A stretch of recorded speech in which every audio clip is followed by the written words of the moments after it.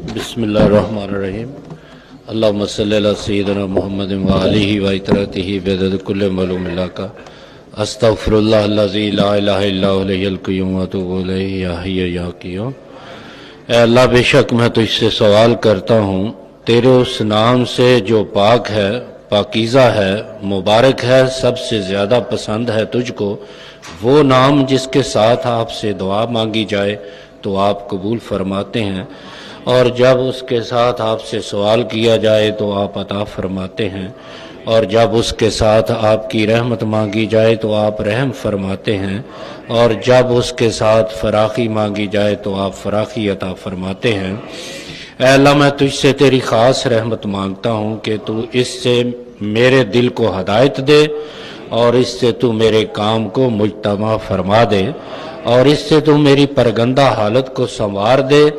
اور اس سے تو میرے باطن کی اصلاح کر دے، اور اس سے تو میرے ظاہر کو بلند کر دے، اور اس سے میرے عمل کو پاکیزہ بنا دے، اور اس سے تو میرے دل میں راستی ڈال دے، اور اس سے تو میری الفت کو لوٹا دے،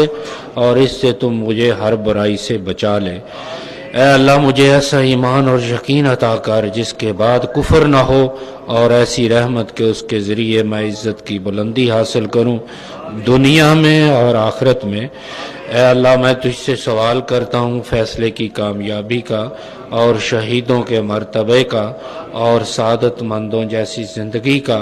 اور دشمنوں پر فتح اور نصرت کا۔ اے اللہ، میں تیرے حضور اپنی حاجت پیش کرتا ہوں، اگرچہ میری رائے کوتاہ ہے اور میرا عمل ضعیف ہے۔ میں تیری رحمت کا محتاج ہوں، بس میں تجھ سے مانگتا ہوں اے معاملات کا فیصلہ کرنے والے، اور اے سینوں کے شفا دینے والے، جس طرح کہ تو سمندروں کے درمیان پناہ دیتا ہے، مجھے پناہ دے دوزخ کے عذاب سے، اور ہلاکت کی پکار سے، اور قبور کے فتنے سے۔ اے اللہ، تو خالق میں مخلوق، تو مالک میں مملوک، تو قادر میں مقدور، تو ستار میں مستور، تو غفار میں مغفور، تو جابر میں مجبور، تو حاکم میں محکوم،